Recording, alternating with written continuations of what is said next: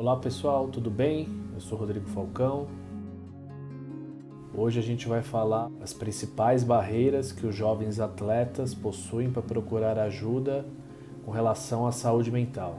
Essas barreiras foram identificadas pela pesquisadora australiana Amelia Gulliver num artigo científico de 2012. Ela listou 10 barreiras ou 10 principais dificuldades que os jovens atletas apresentam para buscar ajuda profissional com relação às suas dificuldades em saúde mental. Vou deixar esse artigo na descrição desse vídeo. É um artigo bem interessante. Ele tem um recorte de jovens atletas entre 16 e 23 anos de idade. A primeira barreira que a gente pode identificar chama-se estigma, algo relacionado ao estigma social, ao preconceito por procurar ajuda, ao estigma relacionado ao gênero. Nós sabemos que os atletas homens têm mais dificuldades em procurar ajuda. Tem outros estigmas também relacionados às culturas, a etnias, que também podem dificultar nessas barreiras. A sociedade em geral ainda não está totalmente aberta para o trabalho da psicologia. A segunda barreira que ela indica é com relação à dificuldade de falar ou de expressar as emoções.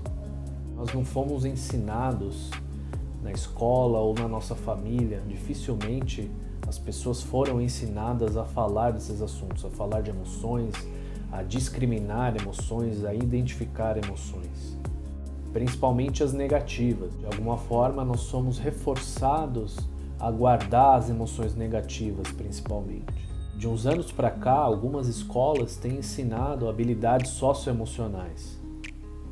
Mas essa ainda não é uma realidade, por exemplo, de escolas públicas no Brasil. A terceira barreira, identificada pela Amelia Gulliver, tem a ver com a falta de consciência do problema. Ou seja, às vezes um atleta pode estar passando por um problema emocional, por um transtorno emocional, e não saber o que é, não saber identificar, ou não dar o devido valor para aquilo. A quarta barreira apresentada é a falta de tempo. Aquela velha desculpa de que não tem tempo para tratar, não tem tempo para cuidar desse lado emocional, seja pelo excesso de tarefas, às vezes da escola, às vezes as demandas do próprio esporte, mas sempre esse lado emocional, ele não é prioridade. Às vezes essa falta de tempo, inclusive, é reforçada pelo ambiente esportivo.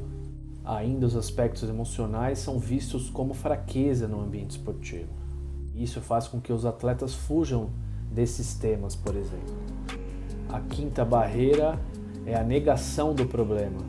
Existe aquela dificuldade, outras pessoas já verificaram, mas o atleta nega que tem essa dificuldade, não quer procurar auxílio, acha que é algo passageiro.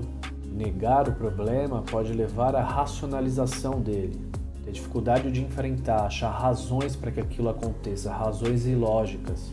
A sexta barreira é o medo de que pode acontecer. Tem a ver como as pessoas podem olhar para esse atleta que apresenta algum tipo de problema. Se ele vai ser rotulado, se ele vai perder espaço na equipe, se ele vai ser cortado, se ele vai ter algum prejuízo na sua imagem, por exemplo, no seu convívio com o grupo, ou até o impacto que isso pode ter na vida dele. Geralmente vem o medo de que seja algo agressivo, algo que venha atrapalhar de alguma forma a carreira. A sétima barreira tem a ver com os impactos na capacidade de jogar ou de treinar. O medo é especificamente sobre a performance atlética. Inclusive pode haver um medo de como isso pode impactar as relações sociais dentro do grupo esportivo, por exemplo. A oitava barreira é não ter a certeza de quem entrar em contato. O que quer dizer isso?